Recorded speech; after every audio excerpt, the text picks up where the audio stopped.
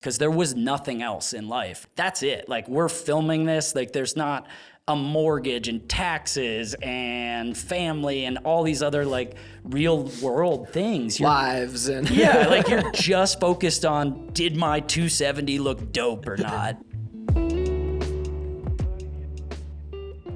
What's going on, everyone? I'm Nils Mennick, and this is the Backcountry podcast, a show aimed at providing insight into the outdoor industry by interviewing people who operate within it. Today, we are going to be catching up with Tom Wallisch, an East Coast transplant who currently calls Utah home. Tom has forged his own path in skiing and has done so with style. And I'm not talking about like a little bit of style. I mean, significant amounts of style. Oh boy. So much style that he has gone on to define a generation of skiing. But one of the coolest things about Tom is that if you pass him on the street or interact with him in any way, you'd never realize how significant a character he is. Because the way he carries himself is that of just another upstanding guy who grew up in Pittsburgh and loves to ski. Tom, what up, bro? What's up? Wow, I'm blushing. That was too kind. That's just the red lights behind us. You know, Okay. They have that effect. Yeah. Now, we're going to get into a lot of things skiing, but I kind of had a pretty pressing deep cut that I wanted to get to the bottom of. Okay, let's go deep right off the bat. And, there was a time that I was at a North Face Athlete Summit with you. And at said summit, it came to everyone's attention during a game of cornhole that you are insanely good at cornhole. So good that you were nicknamed Sidearm Slinger by the end of the night. How'd you get so good at cornhole? Like it was really impressive. And the skiing's cool, but let's get to the bottom of this first. Yeah, the cornhole's important. So my wife is from Ohio, where cornhole is very popular. Maybe the game even originated from Austria, Germany, wherever it came from. And as soon as we started dating, she was really good. So of course I had to get good so that I could compete with her. We could be on the same team and whoop everybody. Yeah. So over the years, backyard barbecues, beers, I've just perfected the sidearm is the way everybody does it in the pros. It's sort of a pancake toss. Yep. But I don't think anybody at this event had seen that technique before. So when I was just cornhole after cornhole, everything's going in, couldn't lose. It just, that was a highlight for me. I mean, I felt like I was the star of that event. And cornhole's not a very outdoor, like adventurous activity, but you're still outside, and really fun game to play. Yeah, that was awesome. It like caught everyone off guard. They were like, yo, what's up with Tom's like weird technique, but it's working really well. And like everyone else started trying to like throw a pancake style. And it just slides real nice up the board when you get it nice and flat and it's spinning a little bit. You can get it to curve in. Yeah, the mechanics of it all line up. It's technique, finesse.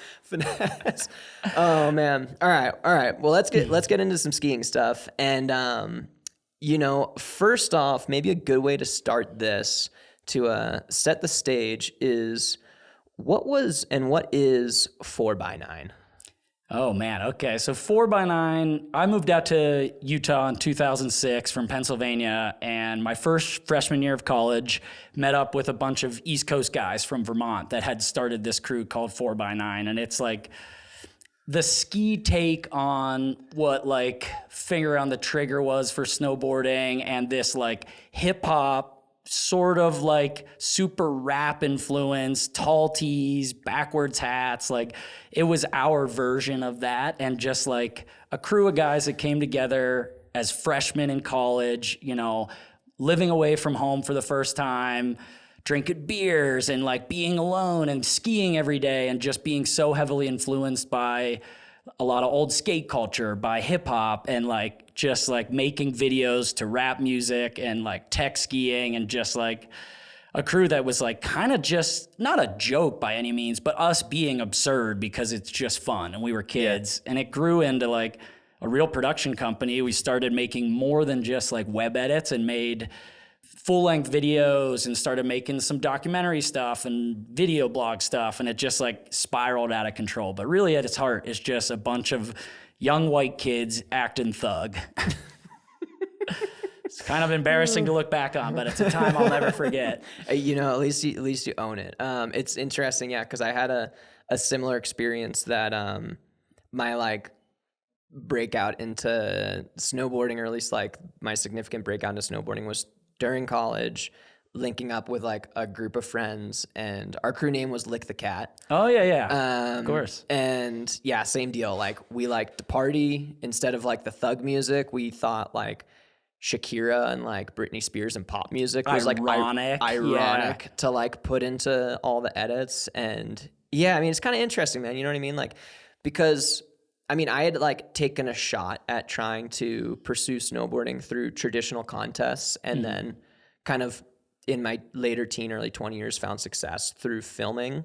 And it seems like maybe coincidentally, your first sort of opportunities just started at grassroots filming. Yeah. Do you want to like elaborate on sort of how a few of your like breakout moments came to be? Yeah, definitely. I think those early years are kind of like where you learn the tricks, the technique, and like instead of being like in the film world right away, there's nothing more impactful, I think, than filming with your friends and learning not only the art of filming, but like you're watching each other, you're taking some sort of like coaching from your friends in a sense, like you're pushing each other, learning by watching the footage, getting better. And like I look back at those 4x9 years in my early college years with the fondest memories, because there was nothing else in life. And I'm sure when you guys film with Lick the Cat, it's like, that's it. Like we're filming this, like there's not a mortgage and taxes and family and all these other like real world things. Lives and yeah, like you're just focused on, did my 270 look dope or not? And like,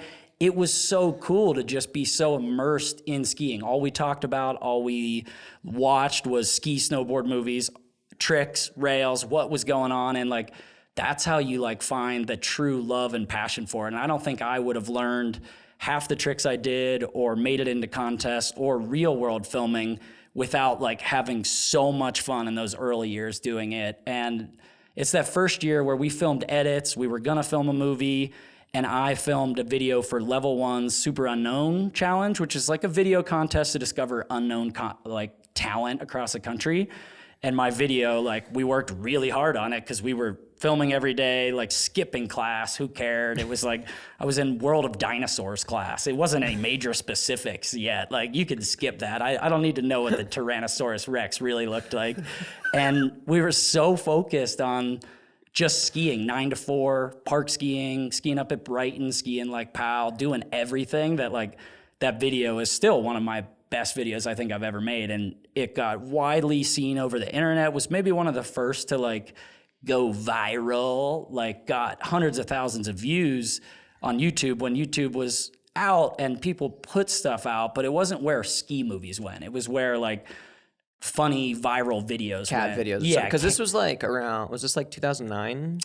06 even. 06? Yeah, All 06, right, yeah. 07. So All right. the video came out in 07. All right. Yeah, totally. I mean, yeah, that's definitely like an era that all you would see is maybe like cat videos Yeah, or something. David at the dentist and like just funny videos. Yeah, and this was exactly. like a huge one for me, and just like went around, and then everybody kind of knew my name. And from there it was like a sponsor, maybe an invite to a bigger event or just notoriety. And it's like those videos still to this day that like I'm seeking that same thrill, is like putting out a new video. I'm always just looking for a kid to be inspired, to tell me they watched it and they're going to ski this year or they're going to try something new. It's like, that's always been the end goal of all this video content, is like inspiration for others. Yeah. Yeah. I mean, dude, you should like kind of elaborate on that, because I feel like oftentimes viewers and consumers maybe miss the mark on like how much of your, how do I want to put this? Like a lot of your personality comes across in video. And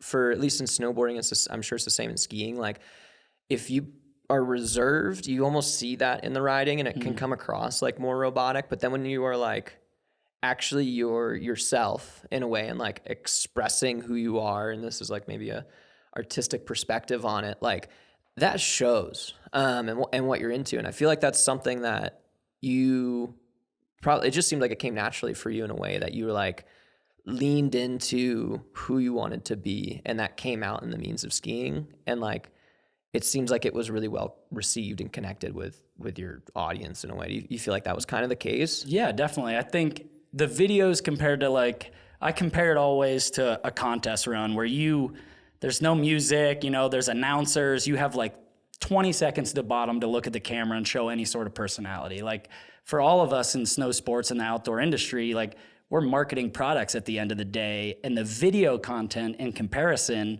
is this open world to create video footage, put whatever song you want to it, ride whatever kind of features you want, the style you want. It's not 2-run format. Like you could try a trick 100 times to get it the way, the aesthetics of how you want your arms to be, your landing to be, and then every little bit of lifestyle is showcasing personality. So for me, like my joy always has just been like the sport and that joy of like landing something you're trying for, and like trying to not like be unabashed about it, like excited when you land something good, or ridiculously over the top with the landing and the afterbang if it was dope and you know it was dope. Like it's just like that personality can come out. And I guess, yeah, I've always been like a little bit like, whatever, like, yeah, I'm gonna make it look absurd, or I'm gonna like, let's do it again. I want my arm to be down a little bit more. And it's that like eye for like, not perfection, but like eye for like particularity that like has helped me, and I think is what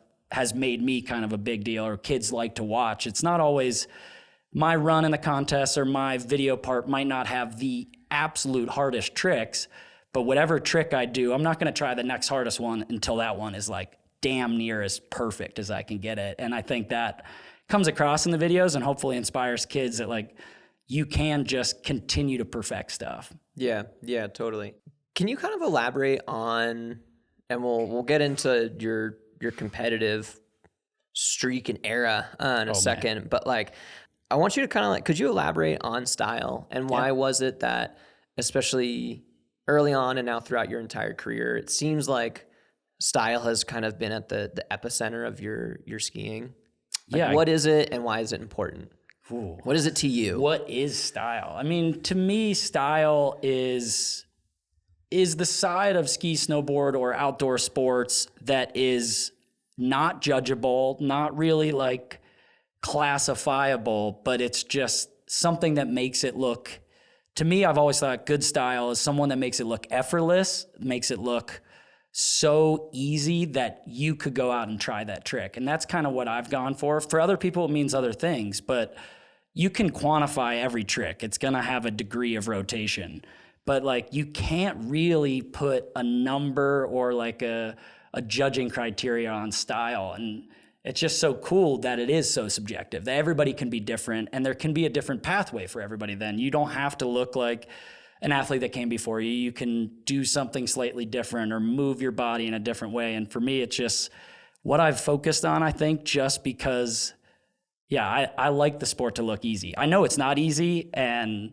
people are always like, oh, maybe a shot would be better if it looked a little harder, because then it looks like the rail was more challenging or the jump was bigger. But it's just something about making it look effortless and like your feet didn't leave the ground that's always made me happy watching the footage. So that's just what I try to emulate. Yeah, that's a good way to put it. I know, it's interesting. I feel like it's like, what is it? Yeah, like a music performer in a way. Like if there's a stale person on stage, but they're great at playing all the chords, you're going to kind of not have the same experience as someone that you like see their personality, and you kind of almost, even though you don't know that person, you create this connection because there's so much like personality to attain or something like that. I mean, the rock star that's like missing a couple notes because they're absolutely going nuts and like headbanging and going with the crowd. Like that's the show you want to see. You don't want to see like the standstill guitar player absolutely ripping and not missing anything. I want you like,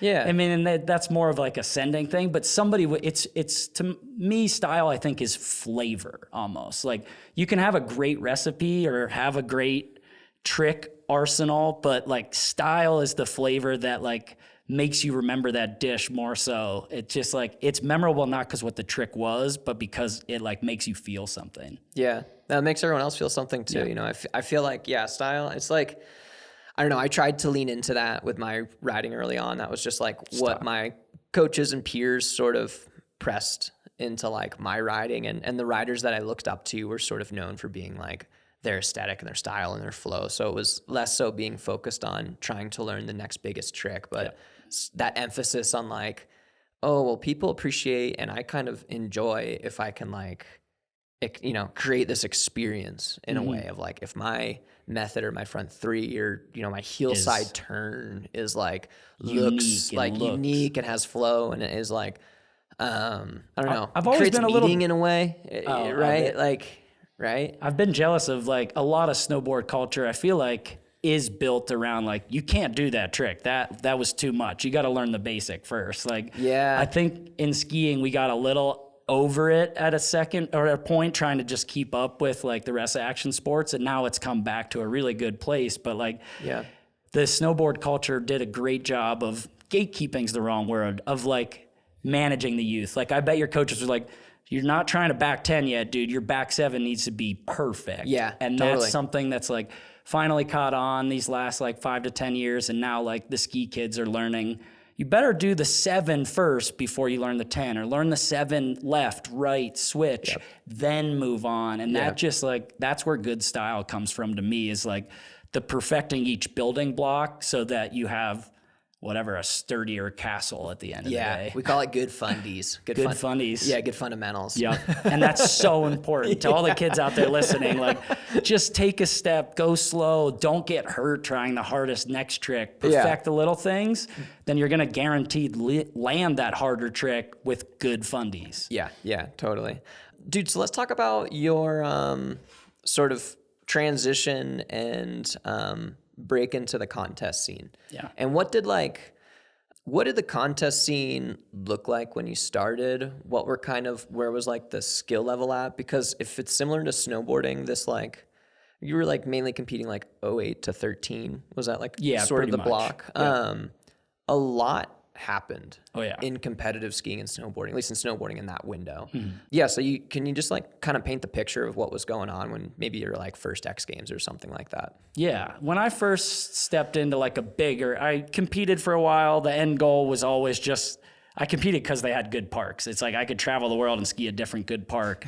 When I first got into like a Do Tour or an X Games event, like a high caliber event, it was really the start of maybe double cork era, where double corks were kind of a thing and you kind of had to learn. I was at the like end of the regular spinning era. And when I got into competing, the thing I noticed most as a Pennsylvania guy who grew up skiing rails, like the rail skiing and the caliber of technicality done in a slope style event on rails was like what I thought was so subpar. It was like boxes, a lot of spinning, but not a lot of technicality, just dancing around. And like when I came in, I was like, I might not have that new double cork that just came onto the scene quite yet. I would go on to learn them, but I didn't have that. But what I did have was like the skills to do more rail tricks, I felt like, than the current pros.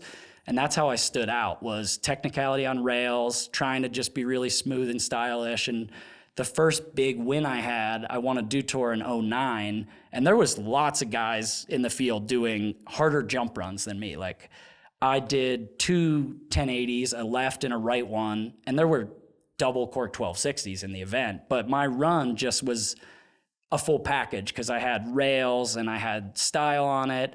And I think it was like that first big win against that caliber of skier that was like, oh, I'm on this tier. I can compete with these guys. Like, I could learn that trick. Like, clearly I'm in the league with them. And then from there, I just started working more on those bigger tricks, learning. I was never the best guy on jumps, but always just keeping up enough to have the next double cork, the unnatural double cork, or the triple cork, just enough to like fully be in the conversation, and then just win over contests by fluidity, style, and kind of the full package run rather than just the wow factor. Like, I've never, unless I was like 14, I've never won a big air in my life because I'm just not that guy. I'm a slope style, like full package.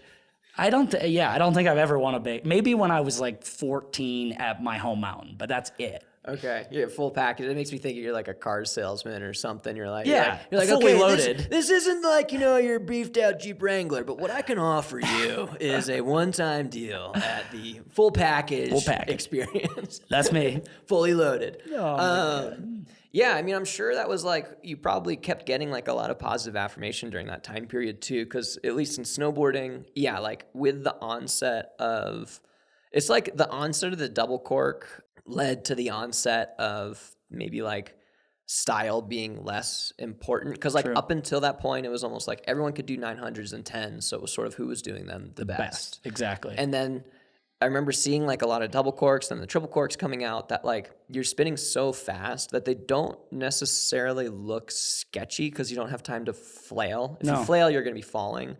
But then there was other riders that just somehow seemed to like Mark McMorris sort of just had that like flavor on a lot of the things he was doing, whether it was his like positioning, going about those tricks. And it seems like that was probably the case for you too, that like your jumping was mid-tier or like equivalent. It wasn't like you were like I wasn't light years the away. Guy, but like what you brought to the table and helped stand apart is that you were like yourself in a way.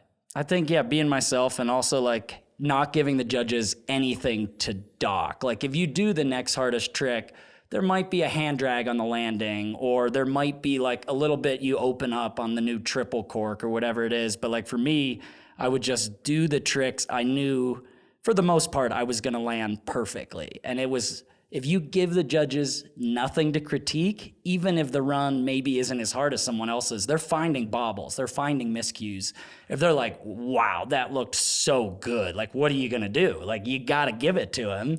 And I feel like that was kind of always the way I tried to slide in to podiums, was just to like, don't give them anything to critique. Like at the end of the day, when they talk to you, they're going to be like, dude, I don't know. Like I had nothing bad to say about that run. Dude, that's so sick. I mean, yeah, in general, and this wasn't until I stepped away from contests and then a handful of years ago got back into like free riding contests, but how I was trying to get like advice from a judge and like a past judge and how he put it, and what this would have been really helpful advice in the contest version of my life is like, he's like, essentially you're trying to create like an experience for the judges, and think about it that way. And I was like, oh, damn it.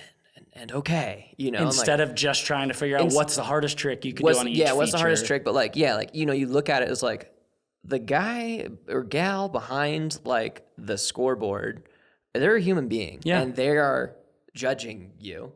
And like, you need to make them feel a certain way. Like you gotta make them feel inspired. Anything. Yeah, and like, I don't know, style seems to, right? Like style seems to break that. Was it like break that barrier in a way? And if you don't have the best style, there's still a way to absolutely just wow the judges. Like you could just blow their mind with trick selection and the feature you go to or how big you go. Like, that's what I love about it. It's like, maybe this was my path to just make everything look effortless, but there's countless other ways to make those judges feel something. If you do a trick that's never been done before, like they're going to be like, how is that possible? That's still a feeling. And like, you can wow them in so many different ways that's what makes it so hard to judge. And they do the hardest job in our sport for sure. I'm not jealous of that. I will never do that. No one ever likes you except whoever won. So, but like kudos to them for just, sitting through all that. But just for all those contest kids, just be different. Don't look like the guy that went before you or the girl that went before you. What's a way to do the course or do the grab or do the trick a little differently, a little bit bigger, a little bit better, or a little bit crazier, whatever it is, just stand out. That's how you score well. Yeah, totally. And then, okay, so you had like your first significant win in 2009 at the Dew Tour.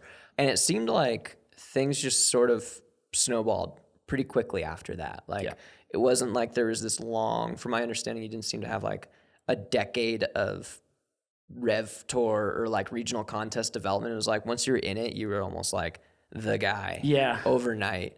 Got really lucky. You know what I mean? Like, is that am I correct in that perspective? No, exactly. I mean, I think going into Tahoe Dew Tour, I had a few very, very low paying sponsors. I was still kind of like surviving off help from my parents, a little bit of money, maybe a contest win to pay off a credit card bill, and Dew Tour win.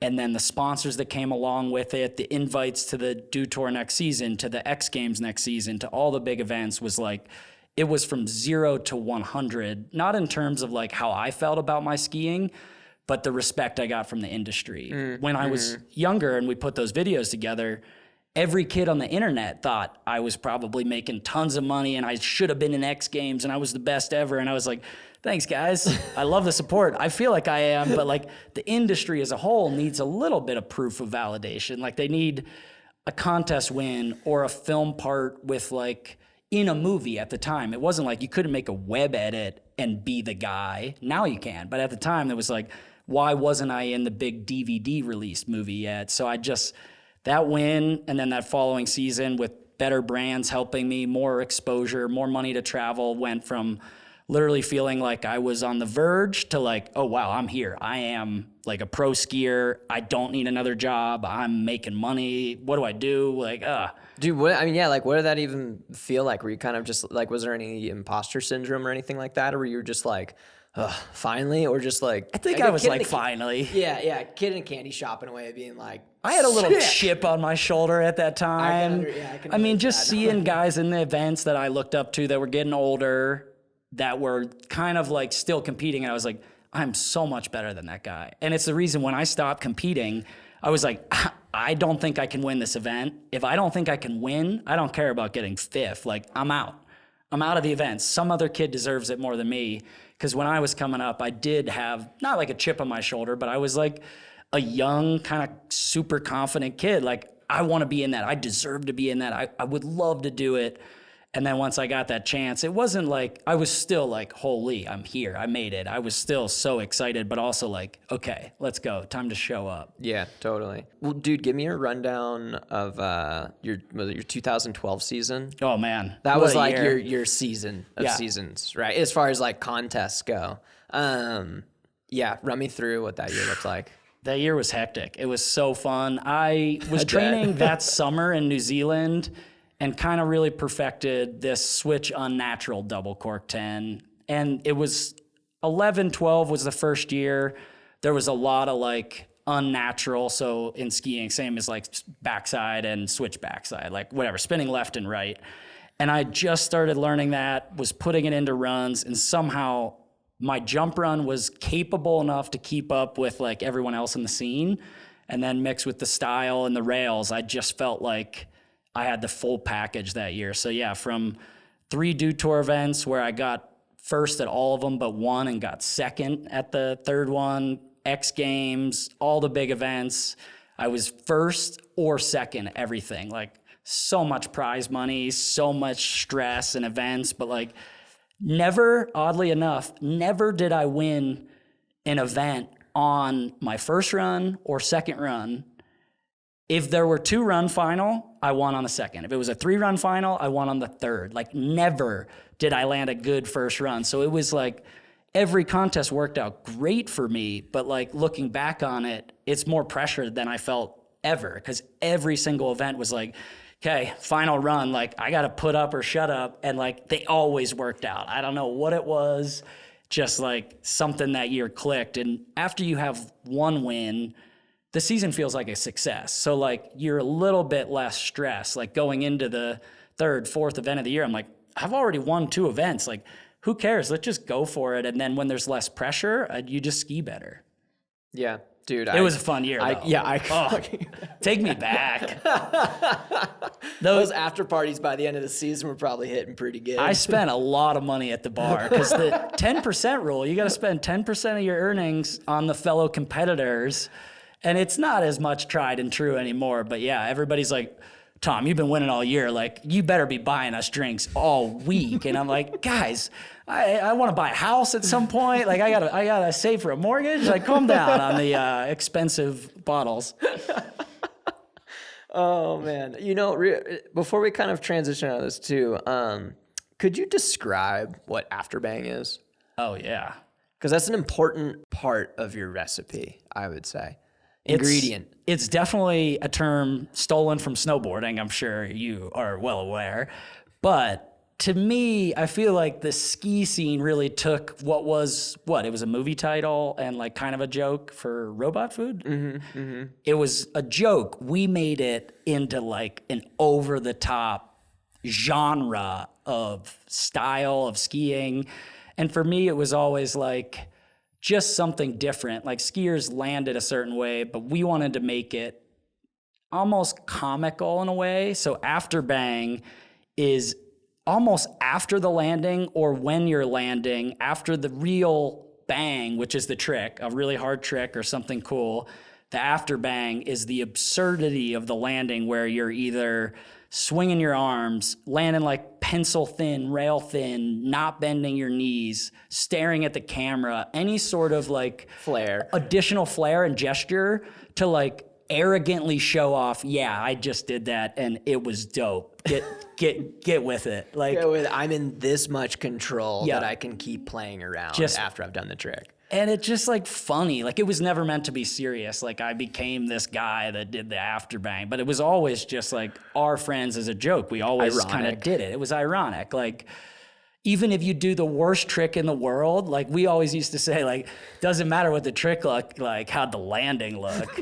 Like you'd miss the grab, flail, boom, landing like nothing. And it was just like funny. Like it's just those little bits that make this sport that I guess we call it a sport. I mean, it's just a recreational hobby, like more fun. Like don't be so serious. Don't worry about like everything so seriously. Have fun with it. It's like a funny thing to go do. Yeah, dude, I agree. It's like, it's like Afterbang is maybe, a way to poke fun at like when it becomes too serious, right? Because like so often you'll be battling a trick or trying this trick and for all of us, like you'll have it'll be a really intense process and like, okay, yeah, you kind of need to have that like degree of focus and intensity to like execute the trick or whatever it is. But as an outsider, when you look at someone else doing it, it's hard not to judge in a way and be like, dude, calm down. Come on. And nobody sees so it's a way we can make fun of ourselves, I guess, to justify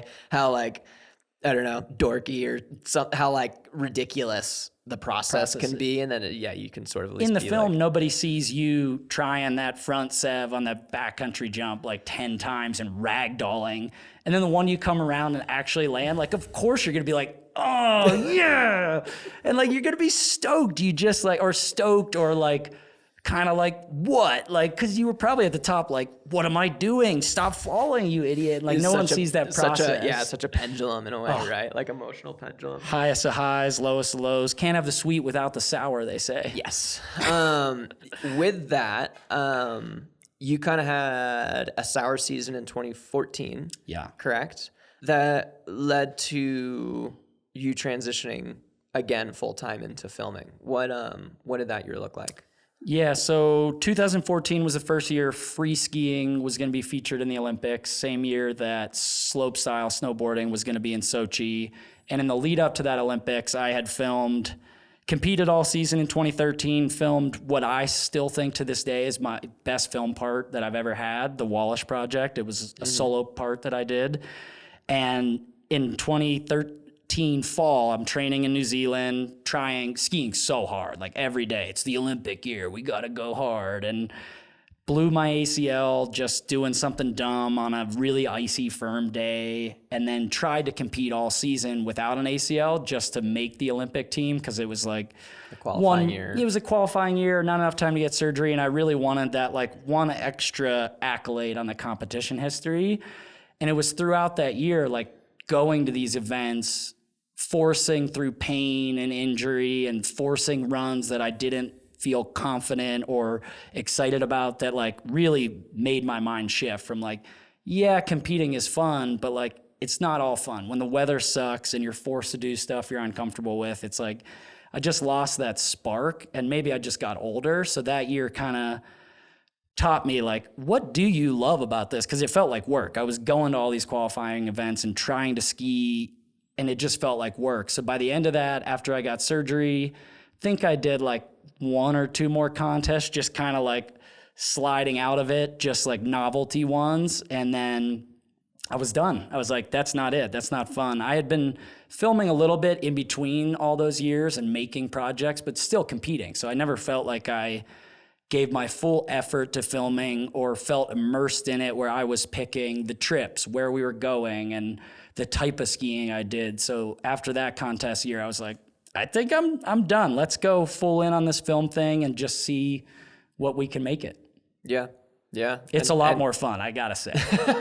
Not necessarily a lot more fun. Comps are really fun when you're winning, but it's also like, it's that whole thing. Like I like to ski when I'm motivated. Like when the sun's out and the snow's good, like try anything. Yeah. When it's foggy and it's windy and the X Games guys are like, dropping 5. I'm like, I don't really want to go right now. Can we wait a day? Yeah. And I just really appreciate the ability to kind of set your own schedule and go at your own pace with filming. Yeah, totally.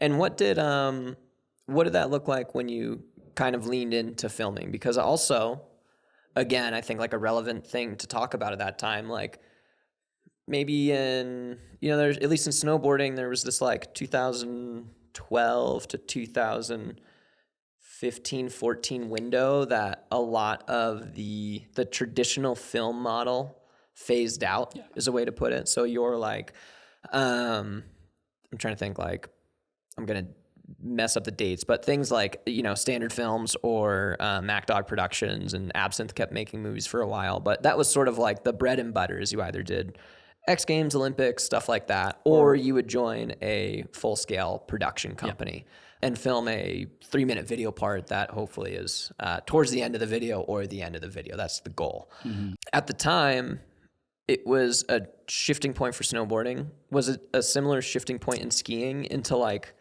a new landscape?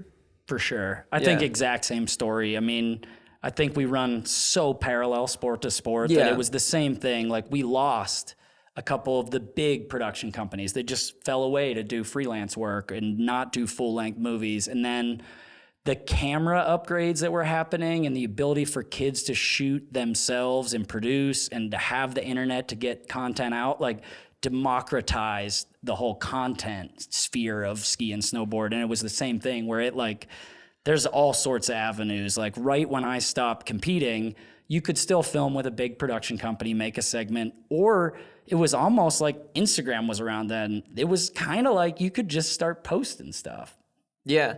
And I'm curious to get your opinion on this too, because like at the time, and maybe not as much anymore, but during that time period is when I got into filming. And there was like, my mentors were just sort of going through that shift in the later parts of their careers. And there was a lot of this like golden age thinking and like old head personalities of like, the end of the video part's like, dang it.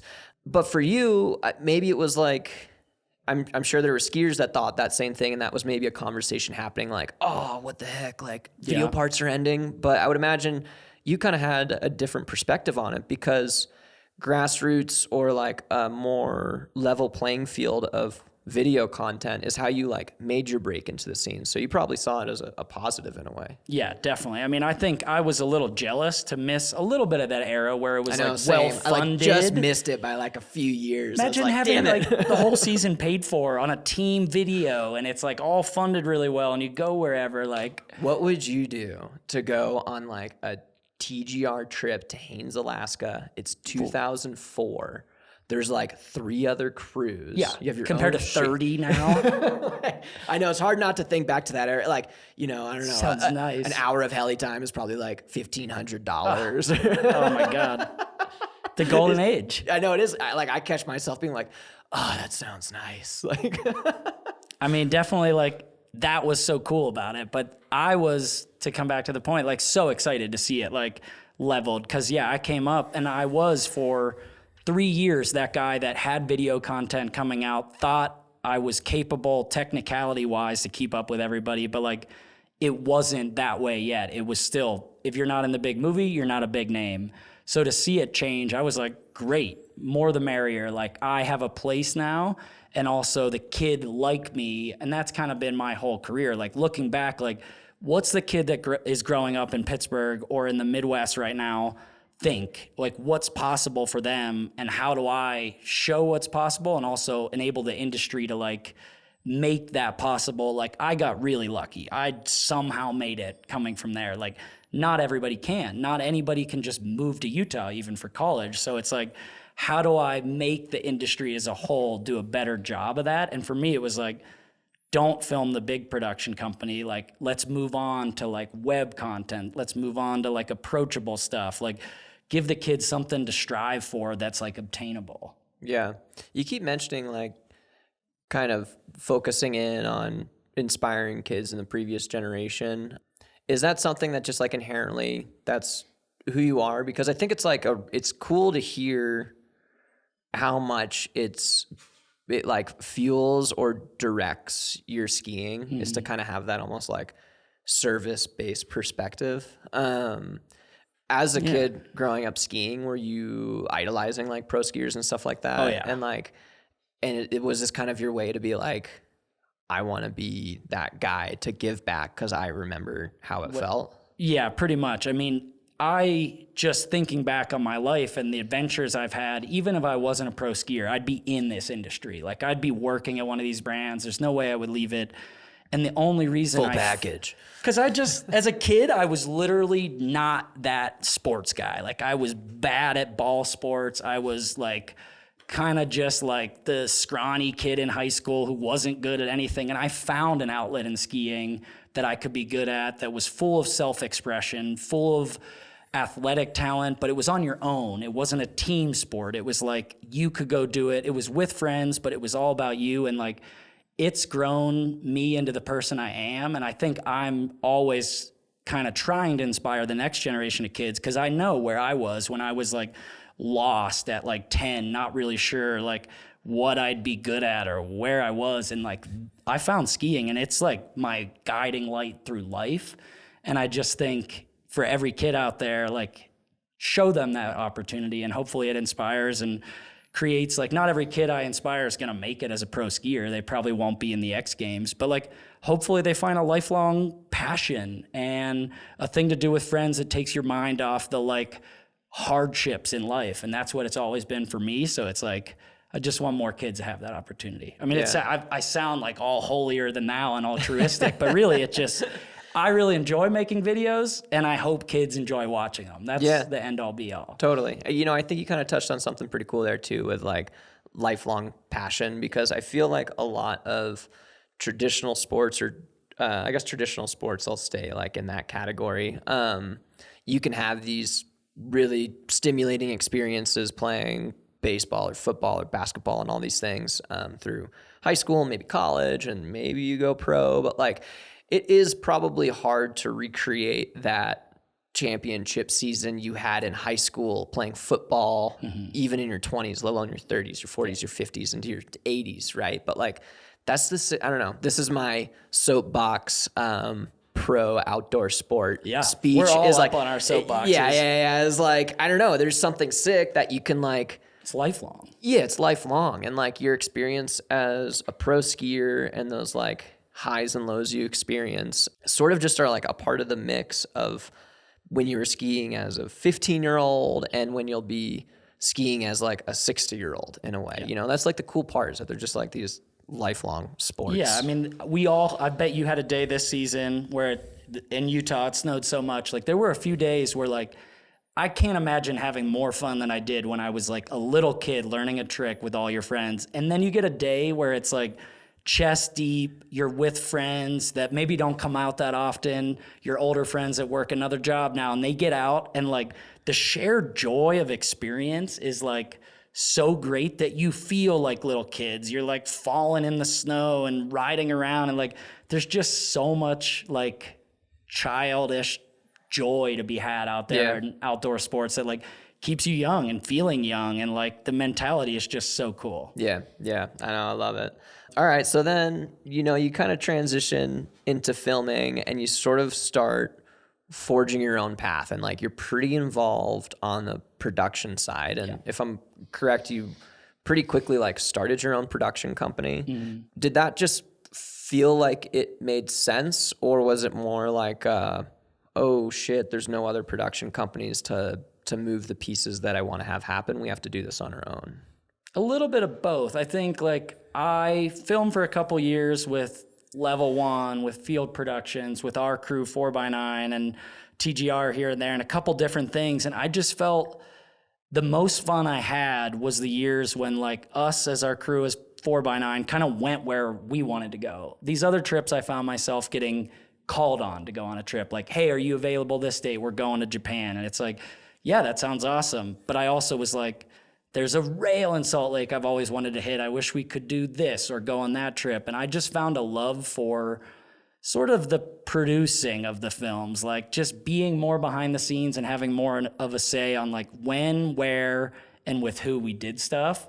not that I don't love everyone I've ever shot with, but I found it like more enjoyable with some people than other people. And I was like, I just want to film more with this guy or this girl that I really like hanging out with. So if you start your own production company, you could just choose whoever you want to film with. And it was like all my friends from different production companies kind of just come together, and then we all film as one new production company. So it was just our way as a group of friends to like bring the filmers I really liked together with the skiers I really liked, and have more of a say in like how the content's shot, where we're going, where it goes, everything like that.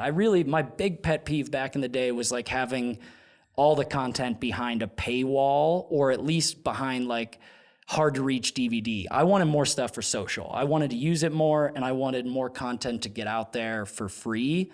So I was like, let's just start our own production company, and we'll find a way to give more of it for free, a way to post more of it, etc. Yeah.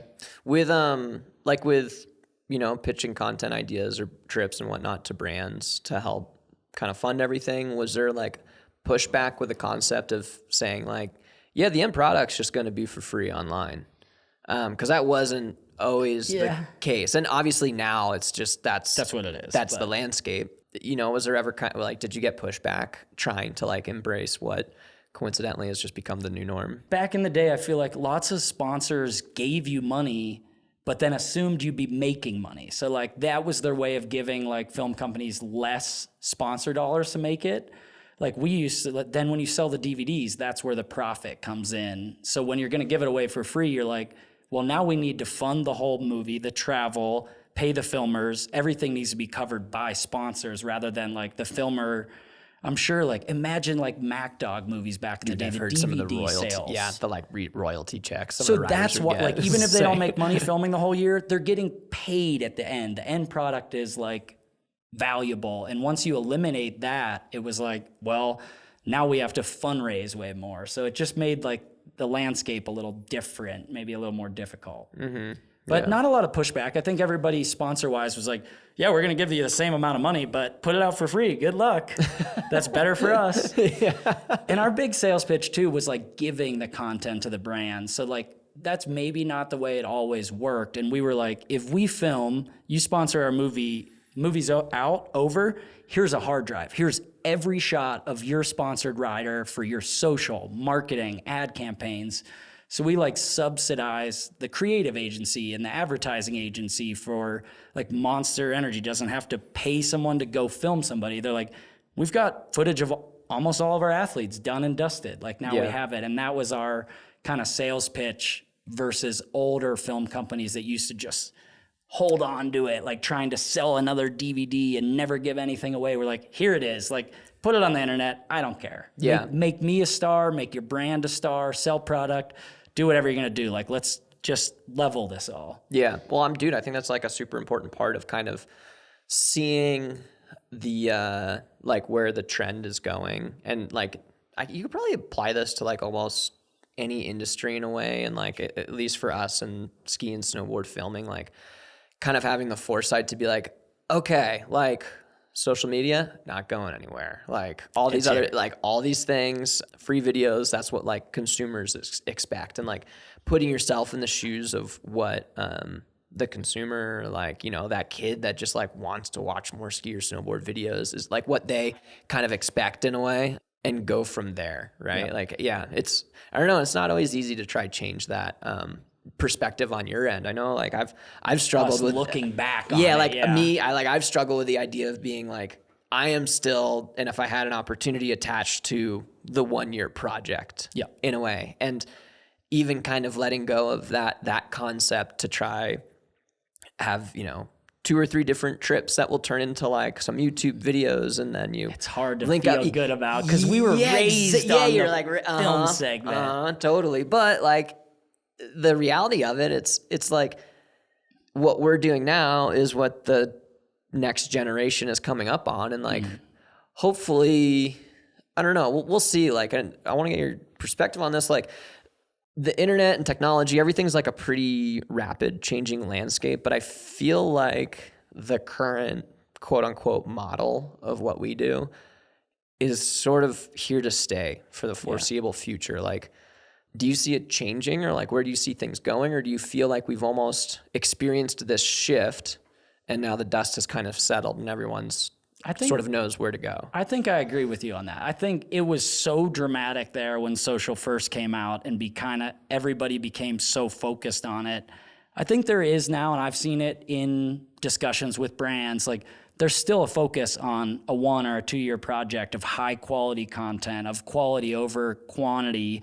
And there's a great landing zone now where I feel like social is its own sphere and premium content has a space still. Like I thought we would lose the full length ski or snowboard movie altogether, and it's not happening. Like there is still so much core industry and diehard ski and snowboard love for it that like I think you as a brand, sell more hard good products to the 20,000 kids that watch a full length movie than you do to the 20 million people that watch the TikTok of that brand. Like the diehard consumers are still in the right space and they digest it on social, then they still tune in to the premiere or go to a premiere in person or watch it full length on their TV. Like I think we're in a great space now where everybody has an opportunity. Like I love social. For the kid like me in Pennsylvania, like you're not filming with anybody, but you're putting your stuff on the internet. You might make it as a pro skier if you make creative, funny, technical, whatever kind of social videos. Like you have an opportunity that didn't exist. Like X Games isn't coming through. You're not going to get to drop in. So like find a route.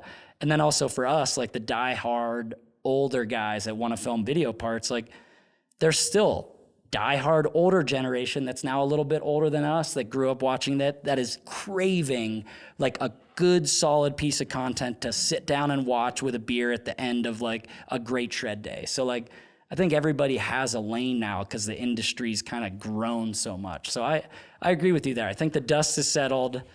I could be totally wrong and maybe it'll only be TikTok in a year. I don't know. But I think we're in a great place where there's opportunities for everyone in different media. Yeah, I agree. It's cool to think about.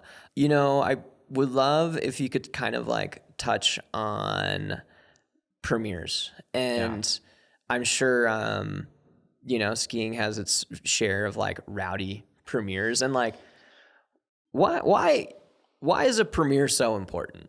Because I could talk about this for a while, but like, especially in the digital age, you know, like why is it that what is it about getting everybody together in a room to like watch some skiing important for the culture?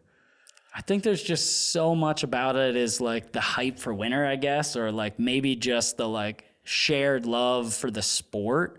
I think watching this stuff at home, it's so easy to just be like, that was sick, but I saw something sicker. But like in person, surrounded by people like commenting on things and cheering and like, it's just that community vibe. And I honestly think half the people that go to these video premieres for ski and snowboard movies don't watch the movie. Like they're either gonna watch it later and they're just there to like catch up and talk shop. And like maybe they watch a little and then they literally get distracted having a conversation about that trick while 100 others go by. Like it's a community gathering. Like you could get that core group of diehard shredder types together and like put anything on and they're still like, not that the movies aren't important, but like it's the gathering. It's the like community vibes that the outdoor industry specifically has somehow just figured out. Like these people are all so committed and the culture is so thickly ingrained that it's like, I mean, you go to one of those and it's like the high fives, the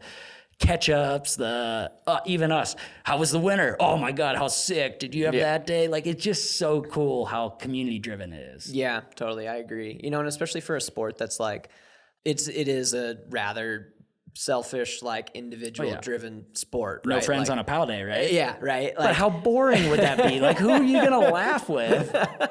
Totally. It sounds miserable. Yeah. And I don't know. It's interesting because you can kind of come together, especially right now we're recording in the fall. And yeah, it's just this like cool way to sort of get FaceTime with other people that share that like same passion as you. And then to like experience the movie at the same time. It's really similar, I guess, just to going to a concert, right? Where it's like, yeah, I can totally listen to Black Sabbath on At Spotify home. on home with my sweet wireless radio, but Seeing it. Going and seeing it and having like hundreds or thousands of other people like screaming around you and feeling that like almost primal like energy. You're like, yeah, this is sick. And I feel like I'm sure you can agree, like to the kids that go to premieres, like there is no better feeling for the riders that are in these movies, like watching it at home and you drop a comment like, that was so sick, fire emoji. Like, yeah, that's nice, thanks. But hearing somebody go nuts about a snowboard or a ski trick you did last year that took 100 tries, and to hear them like go crazy for it is like some crazy feeling. It's like better than the X Games gold medal moment. Like there's something to be said about like that feeling of fulfillment in a premiere when you know you worked really hard for something and people are like going nuts for it. It's like, oh my God, thank the Lord they loved it. Like that took me so long. Like I was proud of it, but like it's like perfect affirmation of like, oh yeah. And they tell you like, that was so sick. I'm so pumped to go ride. Like that feels better than anything. Yeah, totally. Being as, like introspective and involved and caring about the ski industry as you are, what advice do you have for like next generation coming up, like a kid that wants to find their way either in the ski industry or become a pro skier or something like that? I think, and I get asked this question a lot, or kids or parents will ask me. For me, the thing I think I learned throughout my years is one, slow and steady. Like no one ever wins right away and no one ever learns the next trick and is the best right away. And the reason I think I got so good at skiing was I went a really long time without getting hurt. Like eventually now I've been just hurt all over the place, but like not pushing yourself too hard, too fast so that you can steadily every day you're out there, every year you're out there, improve rather than learning too quickly, getting hurt and bouncing back and continuing to step ladder. Like slow and steady, and also surround yourself with people that are like diehards. Like don't go out with somebody that kind of likes to ski. Find the kid that likes skiing or snowboarding more than you, that will drag you out there when it's raining or when it's terrible. Like I was so fortunate to have friends that were like committed to every day, open to close, hike or rail at night. Like if it wasn't for that community aspect of other people motivated to do the same thing, to push you, to work on tricks with you, and to like laugh through the process with you, like I would be nowhere. So like, don't be afraid to go say what's up to somebody at the local hill that's hiking a rail. Like make some new friends and find friends that are just as committed as you. And even if you don't make it to our level and become a pro, like you're going to get really good. You could find a career in the industry. And some of these careers are almost better than the athlete deals. Like they're going on cat skiing trips for a brand. You could go on the most fun trips to ride and still be working with like an industry company. So like just find a crew of kids that love it like you do and just keep going. Yeah, I completely agree. I feel like leaning on the importance of community and really, leaning into like finding the like-minded people. And I've had this question too, and essentially, that's my response is like, be nice first off. Yeah. Be a good person people want to hang out with you. Like be someone that another kid is going to want to like have to share a hotel room bed with. Oh man, that's a good one. Yeah. And then or a long car ride or with. a long car. Yeah. Be someone that's nice to spend 12 hours in a car with. Because it doesn't matter how good you are at doing tricks. If no one wants to hang out with you, like fat chance. What film crew are you going to be on? Yeah. But then also, just sort of like, I don't know, go to where the talent is and lean into it and embrace it. And like wherever you're at, advice. Whether it's hiking that rail or, trying to build your first backcountry jump, like own where you're at and like kind of just be as present as you can and not get lost with like where you want to go or what you've maybe done or not done. No, I like it. It's good advice. Yeah. So we're sort of coming to the tail end of this thing, man. And time flies when you're talking shop. Could do this for 2 hours. Yeah. But I'm curious what I like the back and forth between ski and snowboard industry because I do this all the time too, and we always hang out like at different events. I'm like, so what's going on? And then did this happen? What happened to that person? Like the banter between the sports it's so good to get the different perspective, and they're always the same, but it's so fun to like see that we're on the same page for what it is. Yeah. You guys still aren't allowed to ski at Deer Valley though. That's my private place. Or Alta. Oh man, Alta is really fun. Dude, you know what? Again, soapbox moment for a split second here. I was always told I would let you there if I was in charge. And I was always told that like I wouldn't like it, snowboarders wouldn't like it, too much traversing. And I'm just like, I believe people. I try to give everyone the benefit of the doubt. The pandemic came around, you were allowed to like split board around up there, and I was just like, like this is the best mountain like in Utah, and I loved it. So now if anyone ever asks me what my favorite mountain is, like, you say Alta. I mean, yes, there's a lot of traversing. Also, sounds like bad infrastructure. Have you ever seen a snowboarder on a toe edge traverse? They're faster than me pushing with my poles. Like they're surfing along it. Like there's a lot of traversing at every resort in Utah. You'd be fine. You're better than half the crowd at traversing that rides these resorts. Totally. All right, man. Well, what's going on for the future? What do you got in the works? What video projects we have to look forward to? Let's hear some plugs, dude. Well, we got a plug. We got a new movie. Good Company Ski made a movie, Crescendo, that just came out about 2 weeks ago. So everybody go to the YouTube page, Good Company Ski, or search my name or whatever. Really stoked on it. Me, Colby Stevenson, and Maggie Voisin. Cool. All came together. So Colby's he's the next generation contest kid, gone full backcountry slayer. His segment is won 2 different awards now for Rider of the Year, so go check it out. My segment is great too. I'm proud of it. And then for the season, planning to ski a lot. We got a couple web edits in mind, and then I'm getting more in on the event side, so hoping to be hosting a couple rail jams for the kids with prize money, and trying to bring a part of skiing that existed more years ago and when I was young, East Coast and local, smaller rail jams. So I'm going to be traveling the country a little bit, doing some events, and I'll be sharing and posting about it. So drop me a follow on Instagram or TikTok. I don't really use it, but I exist. Either way, just stoked for people to listen, and check out the new movie, and hope to catch everybody out there this winter. Hell yeah, man. And then I just want to open up the floor to see if you had any thank yous you'd want to share. Thank you, Nils, for having me, for the whole Backcountry team for putting this on, and to all my sponsors, to my parents who I wouldn't be here without, and to my beautiful wife, Stephanie. Thank you. Good shout out. That's awesome. Almost And thank you to everyone who tuned in. We really appreciate everybody's psych on the episode. And if you have any questions, make sure to reach out to a local gearhead or reach out in the comments below. Also, make sure to like, comment, and subscribe. And from the meantime, from the crew at Backcountry, we will see you out there. Cheers.